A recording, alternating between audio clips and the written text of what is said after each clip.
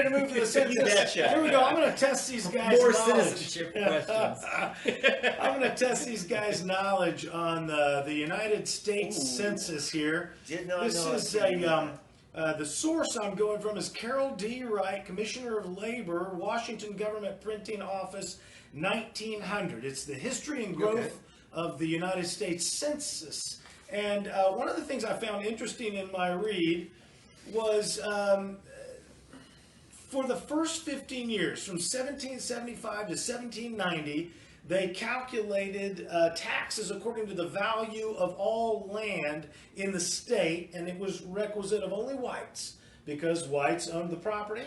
And there was in 1783, and again I'm going by my source, there was an attempted amendment that failed ultimately, but it's this failed amendment is where we get the ultimate verbiage that becomes our census verbiage.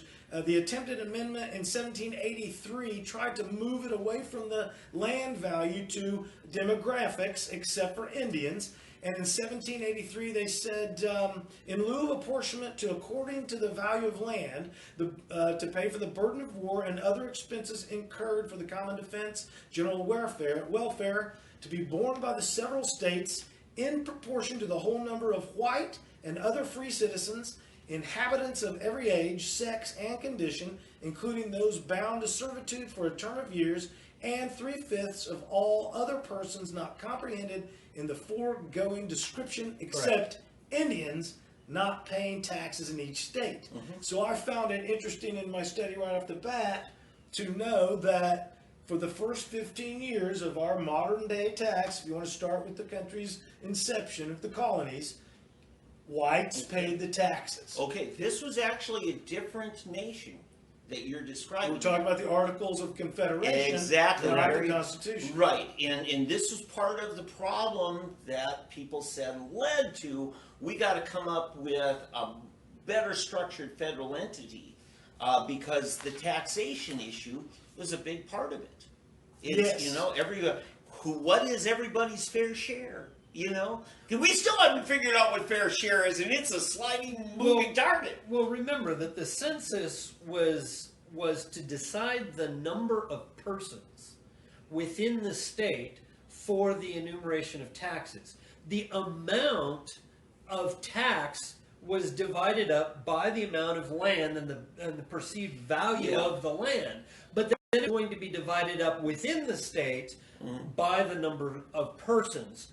Well, now I think for that purpose, they wanted to know which states were the most populous, because the federal government felt like the more populous state should have a higher tax burden than the less populous. Oh, absolutely. Yeah. I mean, the property was not merely land, but personal property, because you can have a manufacturing facility that sits on a small plot of land, but has a lot of property value to it. Property was more easily defined back then. It wasn't so.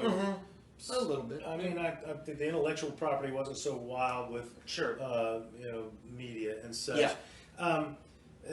The brilliance of the Founding Fathers, I think it was in Federalist Papers, live is what that is.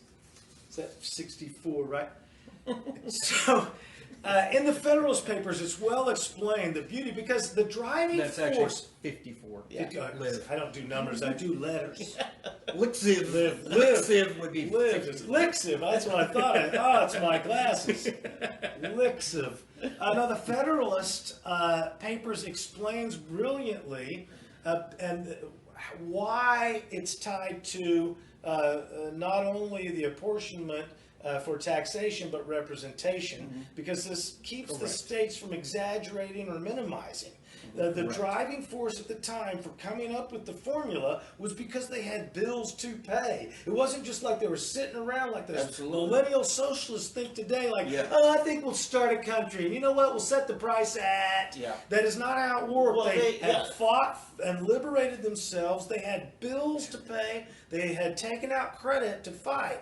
War bonds. There they were owing money, and they said, look, you colonists all of you are going to have to burden this equally in some sort of equitable fashion, Yeah. which is fights against this whole concept that we're somehow unequally yoked and we're not trying to be fair and we're racist. They were counting how many people and how many free and how many slaves, etc.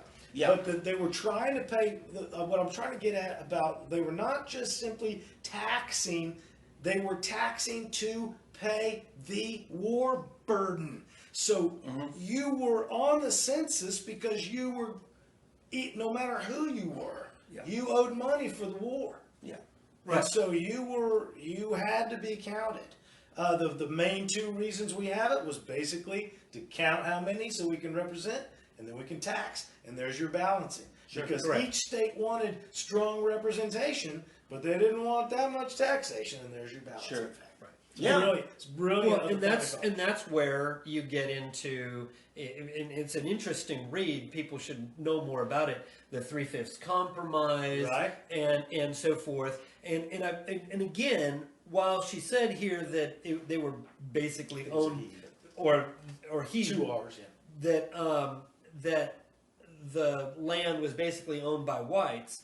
What it says was that inhabitants of every age, sex, and condition, including those bound to servitude for a term of years, and before that, let's see, where they're in proportion to the whole number of white and other free citizens. Yeah. So it wasn't only whites, but there were free citizens. You had to be a free citizen in order to pay tax. Now, the slave owning states wanted full representation for their representation They wanted it both ways. for their slaves, but they didn't want to pay the full tax for their slaves. Yeah. And the non-slave states didn't want them to have representation, but did want the tax. Yeah. So this particular thing right here is the amendment that did not pass. Correct. Okay. And so it was later. This was the embodiment of the concept. Yeah. It's not the exact language. Yeah. Well, and but there were non-white free citizens within the states in the beginning, from the beginning, from before the beginning. In fact, the first man killed in Lexington. the Boston massacre was Crispus Attucks. He was a black man. Yeah. He was actually a slave. Lexington. Lexington. Yeah, and then they marched to Concord after Right. that. And there was, I think, a black man killed in Boston as well at the massacre. But 1875, April 19th. Ooh, that date. Yes, April 19th. A day which shall live in infamy. Don't tell my wife. So, by the way, Federalists live. It reminds me, one of my coworkers, when I first moved to Oklahoma, she had a relative in Arkansas who was illiterate but didn't want people to think so, so they had an old King James Bible. And when they had one of their kids, they named their kid Psalm Civ because they just flipped open the Bible. It happened to be the 104th Psalm, but to them that was Psalm Civ. That's my son's name. So little trivia. That's a little Arkansas humor for you. We own their river. Did you know that? Did you know this? I just learned this reading this article or this book. United States was the first country to provide for a regular periodical enumeration of its inhabitants. I didn't think that was true. A census? Yeah. Well, maybe at that As a time, regular occurring, yes. Right. On a no, schedule. because you can go to the Bible and read that. I thought that, there were yeah. several censuses, thought that's what- There were, including including the Roman emperor. No, you get the point. On a regular interval is what. Well, yeah. okay. So was that it may be- arbitrary or only for war or something? I'll bet you other governments did it on an as-needed basis. And again, this is just going by the source, United States, Yeah. A History and Growth of the United States Census by Carol D. Wright, the Commissioner of Labor, printed in 1900. But I thought that was an interesting concept. Also, and before we move away from it, the other thing that I thought was a critical difference was where they moved from valuing the apportionment according to land and property to demographics. And that was primarily for military. because they needed to know how many males were 16 and younger and 16 and older. Yeah. Not just older, because they want to know how many are coming. Oh, we're coming up. Yeah, and by the way, Thomas Jefferson had a unique effect on Virginia politics. Now, keep in mind, voting age and issues were pretty much left up to the states to decide who gets to vote. And as today, some will let, for instance, a convicted felon vote, other states will not. Right. Okay, Jefferson made changes in Virginia so that you didn't need to be a landowner in order to vote. Right. In many of the states it was that way. And until he got that changed, he would take a little plot of land and he would sell shares of it. And if you bought shares of this, you now became a voter. Because you're a You landowner. mean like Because you are a he'd landowner. sell shares like Big Pharma? Hey, Thomas Jefferson is mentioned in this. It's very interesting because I respect him, of course. When they first did the very first census, the marshals and the assistants and Thomas Jefferson doubted the accuracy. They were like, this is going to not be accurate at all. I still doubt the Right, accuracy. but according to this book, it says, and of course everybody was sworn to duty and everything to make sure it was accurate. Right. But the marshals were also, they are required, I believe, by law to transmit directly to the president. Mm-hmm. They don't go via anybody. The census marshals, is that different now? The president in that context was the presiding over the Congress. We had a different government then. We didn't have an executive branch. When was this? This was during Articles Against... This was 1800. September 1791. Oh, you're right. Then it would be the executive branch, yes. So they could be fined and stuff, but they were amazed, and there was a big unpopularity because it was actually more accurate than they thought. Than anybody really wanted. It may be more accurate than it is today. For instance, a little town north of where I grew up is very popular lake property in Minnesota, where all the cabins in the woods are and stuff. Well, in the middle of January, their population stunk. And you know what? So did the roads, because they didn't get that much county funds. And all summer long, people are hauling the big honking boats behind their cars, trailers, and they don't have the funding for it. Just like college towns, they're going to have a great census number in January, especially if, spring semester's back in, and they aren't going to count back home. So now as we become more mobile, maybe we're even less accurate. Well, it is much less accurate in many ways. Plus, modern censuses are so intrusive with the questions they ask that they are wholly inadequate and unconstitutional. They have no right to ask those questions. Well, I would say they have a right to ask. We don't have a duty to answer. Well, when I say ask, I don't mean they tell you that your failure to reply is somehow a crime, and I would beg to differ. But what that does is it keeps people from actually being found for the census.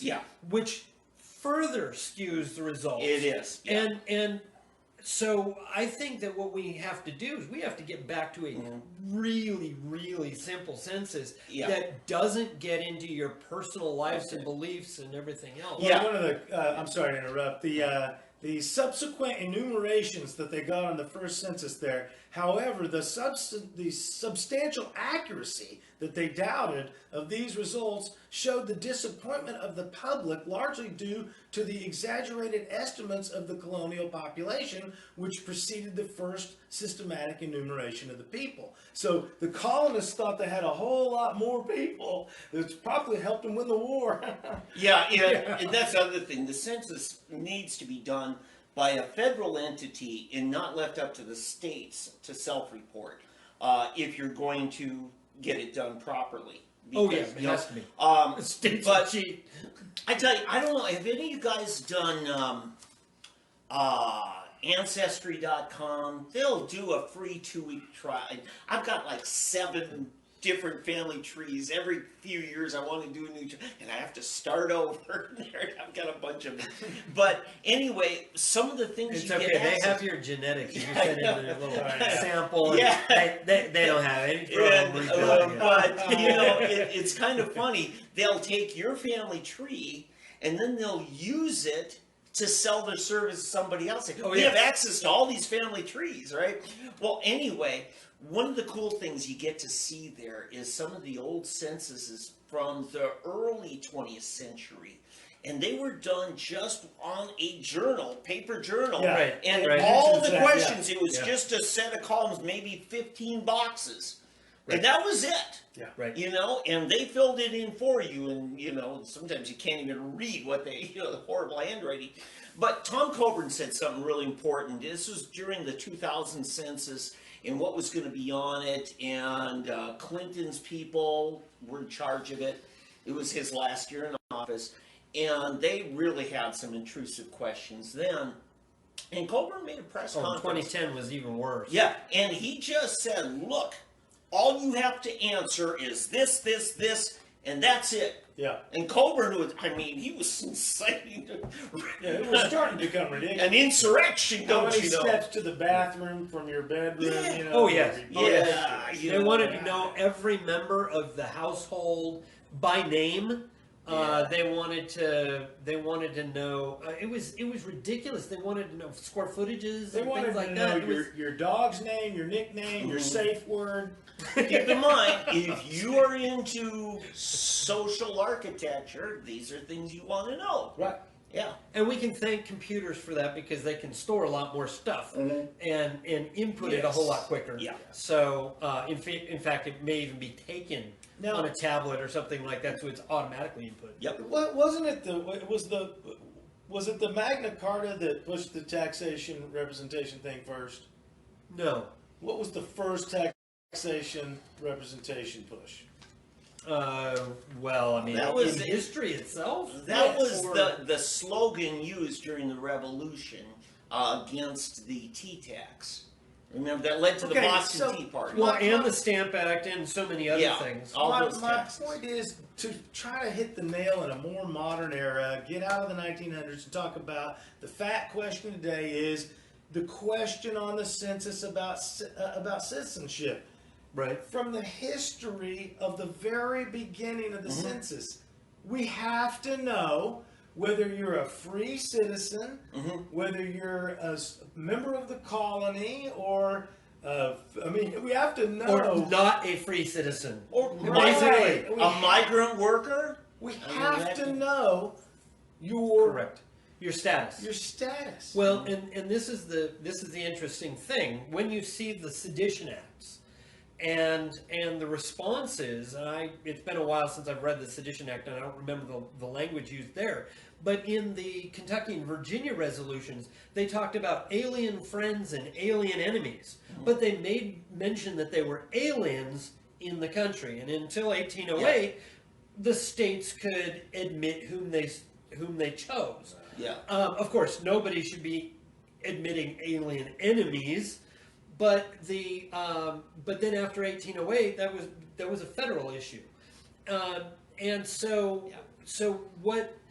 But I find it interesting that initially we had free people, we had Indians, we had non-free people, and then we had aliens. Mm-hmm.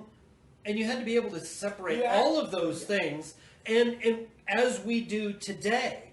But unfortunately, we have all too many who view these aliens, who none can be rightly termed friendly. So, If they, we- well, I should say, we have these illegal aliens, Thank you. of That's whom important. none can term we friendly. can't. No. Alien friends. Well, The thing is that even if they are here and they are friendly themselves, and I know many, many,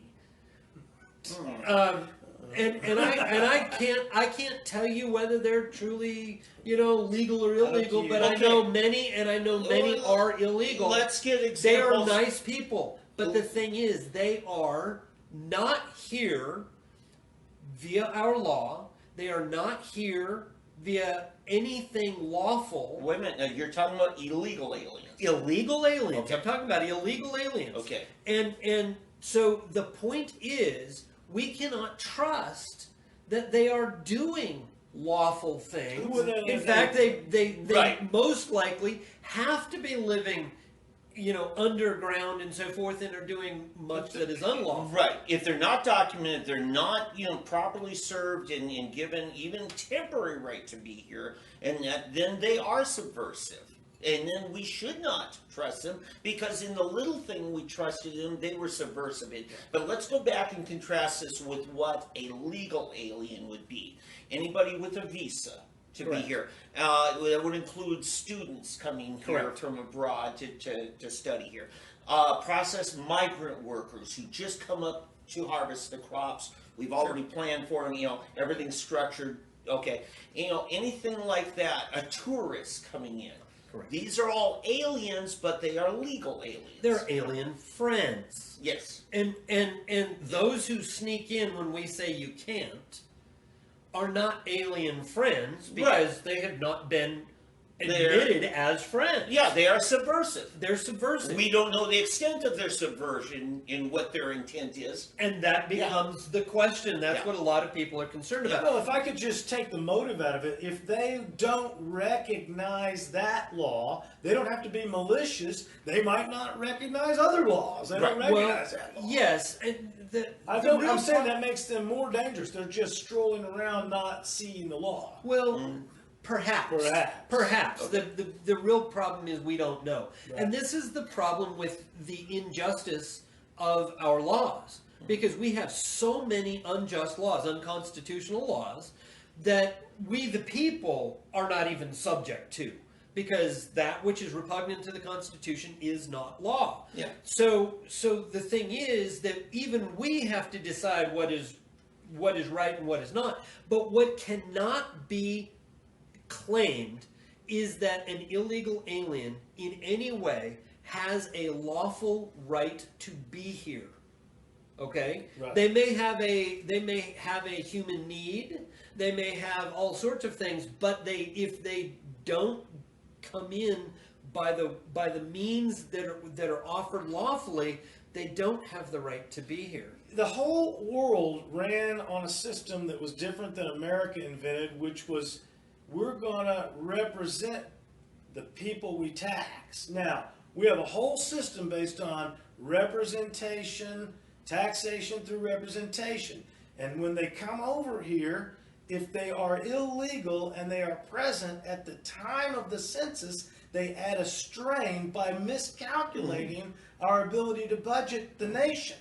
So they throw the numbers out of whack, because and people that are against the citizenship question don't realize that we need to know whether they're citizen so that we can accurately represent the people that are paying. Yeah. Well, yes. The real problem here, and truly citizenship or immigration should be a real non-issue. It really should. It should be really simple for people who need to come here from other countries, and especially neighboring countries that have hard times or whatever, that they should be able to come up here and do what needs to be done. The problem is the socialism, the tyranny that we are subjected to and being forced to pay for, and that is the real problem that we have to budget for. Because in reality, freedom doesn't have a black market. It doesn't have an outlawry. It doesn't have all of the trappings that we see that cause the problems and cause the strain on individual citizens that we have right now with the system. I want to throw one more factor in this, and you saw Trump hinting at this a year ago or maybe longer, about anchor babies, because I believe it was the 14th Amendment that talked about granting citizenships to people born here and subject to the jurisdiction. Right, there's your And key. yeah, now a lot of people think the intent of that was about the Indian tribes because they were born in U.S. territory, but they weren't subject to our jurisdiction, especially Right. us here sitting in eastern Oklahoma. Right. This was Indian territory, and they were self-governed. In fact, that was part of that Trail of Tears, was you guys can stay here and be part of Alabama or part of Tennessee or whatever, and, you know, enjoy it. But if you want to be self-governed, it's going to have to be over there. In fact, I'll tell you, one of the biggest slave owners and racists I know is Greenwood LaFleur. And we've got famous Greenwood Chamber of Commerce, Black Wall Street's named after one of the biggest racist slave owners, Greenwood LaFleur. He's from a town that's now named after him, Greenwood, Mississippi, where he had a plantation, cotton, over 100 slaves, and he was a member of the Alabama Senate and best friends with another guy named Jefferson Davis. And what tribe did he belong to? Yeah, and he was a Choctaw chief. He was the principal chief of the Choctaw Nation. You know, so anyway, but there was the thing. Now he had citizenship, you know, he was a citizen of Alabama. But the tribe, he chose not to come over here, but a lot of his family and people did because they didn't want to be U.S. citizens. They wanted to be Choctaw Nation citizens. Right. And that, so 14th Amendment, yeah, it did apply there. But does it also apply to somebody who sneaks into a country? Because the question is, are they subject to the jurisdiction? They have not made themselves subject to the jurisdiction. Correct. In fact, they deliberately keep themselves from the jurisdiction of the United States by living in outlaw. Therefore, can you have it both ways? Now, what do you say? A kid was the kid subversive when he was born? Well, his parents were subversive, yes. So that's the touchy thing. Do we punish a kid for the subversion of the parents? Well, we punish the kid in the womb for the rape. Oh, there we go. I mean, Off to a punish horse. the kid, lock him up. We got 200 grand. The road just took a quick turn. Look, I just connected the dots. That's all. That's right. No, it's That was a touche. proper correction. Touche. Connection. Yep. So, anything else on the census? No, that's pretty good. Anything like that? The main thing is we have a system of we're represented through our taxation, and so this is why we need to know whether you're a citizen, and so we can properly tax and properly represent. And it's different than any other country. Yeah, except they used this crazy term when they were deciding how many congressmen each state got. And they decided to count residents, not citizens. And that's the math they You used. had to open up another can of Well, worms. again, residents and then compounded as they were noted, whether they were free or others. So the thing is, and alien friends were few and far between. Plus, right at the very beginning, it was like, do you want to be an American? You're an American. You know, it was pretty simple. There weren't too many Europeans coming over here for college. Let's remember, Thomas Paine came over here in 1774 or 5 and was an Englishman who came over here to help out the cause of liberty and you know, wrote Common Sense and all of that. Go ahead. But the point is, he was an Englishman, and he came over here to join up and help, and then went back. Yeah. And so it was served. Yeah, but he went back to help the French. Yeah, there you go. And who wouldn't? But yeah, but again, that's back then. I think you were more a citizen of your state because you couldn't leave England Well, without permission.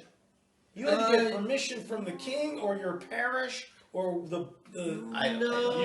Well, it was a whole lot easier to do back then than anything that we see today. We'll pick that up on another discussion. That'll be an interesting history Dig lesson. around and find out.